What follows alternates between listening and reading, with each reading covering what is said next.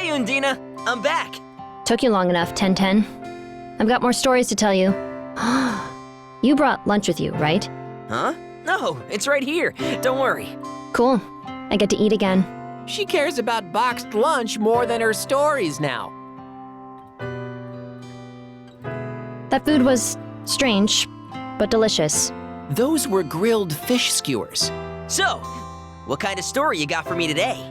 Depends on what kind of story you want to hear. A pleasant story. You heard the ones about Little Blue Riding Hood and the Turnies, right? I'll tell you another where somebody gets rescued. Hold on a minute. There's no bloodshed in this one, is there? I just want a nice, gentle, happy fairy tale. Fine. Here's one. It's about a mother's strength. See? Now that sounds nice. As long as there are no wolves. Parents made up fairy tales to tell their kids at night, 1010. Of course, there's one about love. Ah, right. Parents. What's wrong? 10 doesn't have any parents. I see. Then this one about motherly love will be perfect. The Wolf and the 7 Young Ribbits. I said no wolves! Doesn't sound like a story about a mom to me. Relax, she's in the story. Once upon a time, 7 ribbits lived together with their mother. Here we go. One day, the mother had to go out and leave her children at home. Listen, children, the big bad wolf will come pretending to be me. Don't be fooled.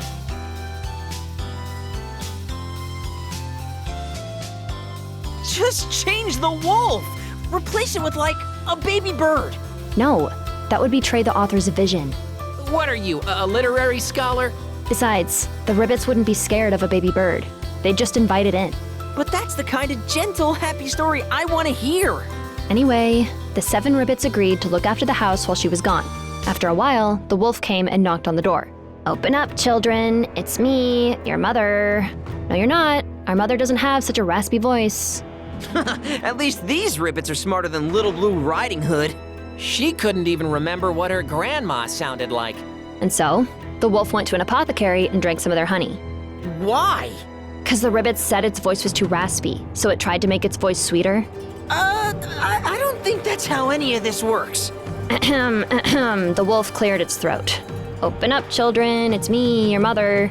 No, you're not. Our mother has a long tongue. They're already over the whole voice thing? Well, the wolf can't make its tongue longer. So, the wolf went and bought a sausage from the butcher, Why? so that it could put the sausage in its mouth and pretend it was a long tongue. Duh. Why didn't it just buy the sausage, eat it, and go home? Open up, children. It's me, your mother. Look at my long tongue. With this, the ribbit children were fooled and opened the door. Unbelievable. The children ran to hide as soon as they saw the wolf before them.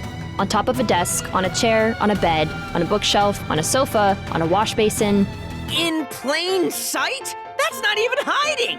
What good is it to stand atop a stupid desk? Where do you think they should have hidden?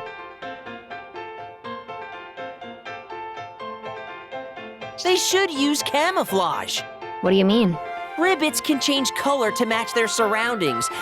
That way they can still hide even if they're on top of a desk or whatever. Oh, that's uncharacteristically smart of you, 10. Well, 1010 is a monster expert. I'm not in the least surprised. However, that's not how the story goes.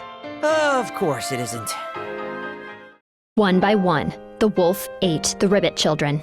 Once it was full, it sat in the shade and took a nap. That's when the mother returned home. The house was a terrible mess. She noticed one of her children was hiding in the grandfather clock. At least one of them managed to actually hide. The child told the mother what had happened. Sobbing, she grabbed some scissors and thread and leapt outside. What's she gonna do with a sewing kit? Now for the good part. The mother ribbit spotted the wolf slumbering in the shade. She cut open its belly with the scissors and rescued all her children. Oh, this again? Can this stop being a theme? All of the children were saved. That's the power of motherly love. I was so grossed out by the belly stuff, I stopped listening. In the end, the mother fills the wolf's belly with rocks and sews it up. Again with the rocks, too? Whoever wrote these really hates wolves. The wolf falls into the river and drowns. Love wins. I thought this story was supposed to be about a nice, kind mom. Yeah, she ended up being just as scary as the wolf. So, what did you think of today's story?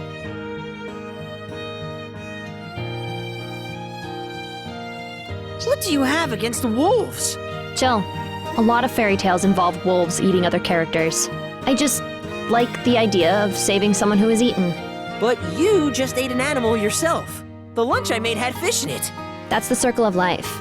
The ones I want to save have been eaten in a more unusual manner. Are you talking about feeding? Yeah, souls that have been ensnared.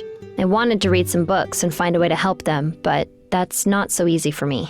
What makes you say that? You know so many stories. I can read, but I can't hold books. Being the elemental spirit of water, I have the power to purify any liquid. When I hold a book, I accidentally purify the ink, making all the words and pictures disappear. I can't use ink to write by myself either. Well, then how do you read your fairy tales? I told you before. Clairvoyance. Do you know what that is, 1010?